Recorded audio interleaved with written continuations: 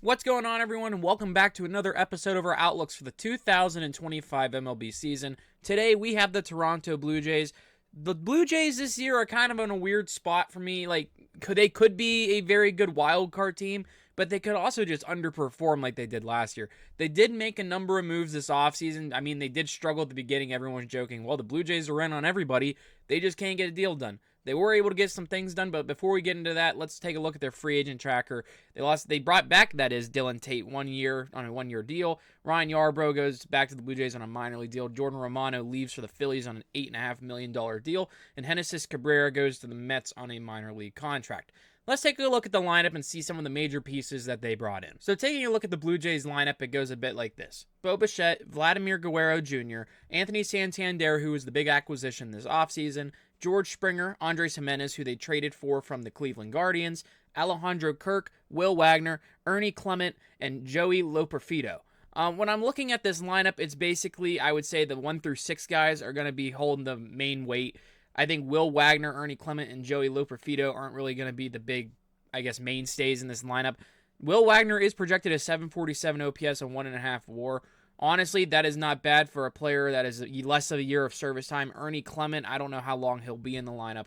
And Joey Loperfido will probably get replaced at some point. They also have Tyler Heineman, Davis Schneider, Addison Barger, and Miles Straw, who they also brought in. Miles Straw is not projected to have a great year at all. A 593 projected OPS, a .1 projected WAR. He has been struggling for a couple years now. I wouldn't be surprised if Davis Schneider gets more time in center field. He is an infielder and outfield utility guy. I wouldn't be surprised if he plays over Joey Loperfido. But I mean, it's the Blue Jays, and they blow opportunities like that all the time, like we've seen last year. Basically, players having bad years. And this lineup, like I said, the 1 through 6 guys are the mainstays. You have to be hoping Bo Bichette has a bounce back. He's projected to have a very okay year. 762 projected OPS, a 38.7 projected WAR. Vlad Jr., he was the whole offseason. Are they going to extend him? Can they get a deal done? Because he is a free agent coming up this next offseason, 26 years old. He has a 4.8 projected WAR, 893 OPS. No deal done just yet. I kind of want him to. He seems like he should be a career Blue Jay, but I wouldn't be surprised if the Blue Jays just can't get anything done. Anthony Santander, the big guy they bring in, projected at 804 OPS, a 127 WRC plus, 3.1 projected WAR. They pull him away from the Baltimore Orioles, an in-division rival, and bring him up to Canada to play for the Blue Jays. I think it was a great move by them. Because you look at it, the Blue Jays fell short on so many free agents this offseason. They were in on everybody. You see on Twitter, they were in on this guy, and they just couldn't get anything done. So good on the Blue Jays of at least getting a power bat.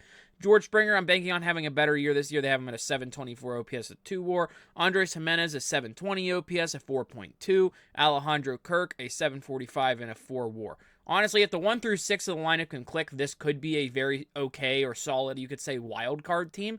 I don't think it's good enough to win the division in the AL East, however. Let's take a look at the rotation and bullpen. So taking a look at their rotation and bullpen, it goes like this. Jose Berrios, Kevin Gausman, Chris Bassett, Bowden Francis, and Max Scherzer.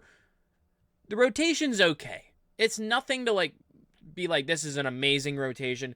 Jose Berrios, a 4.18 projected ERA, 1.9 WAR. Kevin Gausman, a 3.78, 3.1. Chris Bassett, a 4.09 and a 2. Bowden Francis, a 4.13 and a 1.5. And Max Scherzer, at his age 40 season, he'll probably be turning 41 during the season, a 3.76 ERA and a 1.9 projected WAR. They bring in Scherzer on a pretty large contract on a 1 year deal to be their 5th starter. I could see him also passing up to go up here towards maybe the All-Star break if he's still on the team. Jose Berrios, Kevin Gausman, Chris Bassett, that is a solid 1, 2, 3.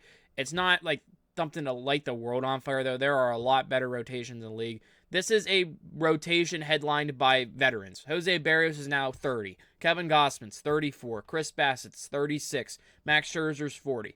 The youngest guy in this rotation is going to be turning 29 years old this year, and that's Bowden Francis. The bullpen, they bring in Jeff Hoffman. That was a big move. Chad Green. Yimi Garcia, they also bring back. Nick Sandlin, they traded for. Richard Lovelady, they brought back, they signed. Tommy Nance, Brandon Little, and Yariel Rodriguez, who they signed from Japan last year. I kind of like the bullpen, I'm not going to lie. Yimi Garcia, Jeff Hoffman, they were able to get both those guys. Jeff Hoffman, the chronicles about him were he had 2 other deals, and they both fell through because of a physical issue. I think it was the Braves and Orioles at the top of my head. So the Blue Jays get him. This was the first major free agent the Blue Jays were able to get, and then Anthony Santander was right after. And with Jeff Hoffman, if those two physicals with those teams, the Orioles and Braves, were that much of an issue, I really hope it's not an issue for the Blue Jays, but I'm happy that the Blue Jays actually did something. It is a pitching staff overall that is not young. The youngest guy on this pitching staff is Yariel Rodriguez, who is just 28 years old. He's not even close to hitting 29.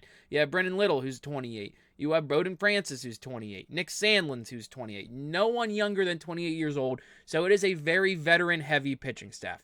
Is it enough to get them far? Like, I was trying to think before I was recording this, what is the thing holding back the Blue Jays? Is it an older pitching staff? Is it the bottom of the order with these guys? Is it maybe a lackluster bench headline, maybe by the name of Miles Straw? Like, I don't know. It's just the Blue Jays just underperforming in certain aspects. It's just players like Bo Bichette and George Springer not having the best years last year. They have to hope Vlad Jr. stays on fire all year because he's also going to be playing for a contract. So the Blue Jays have the question of, can they improve internally? Can their players show up when they need to? And will Vlad Jr.'s contract be resolved by this offseason? Because that is probably question number one.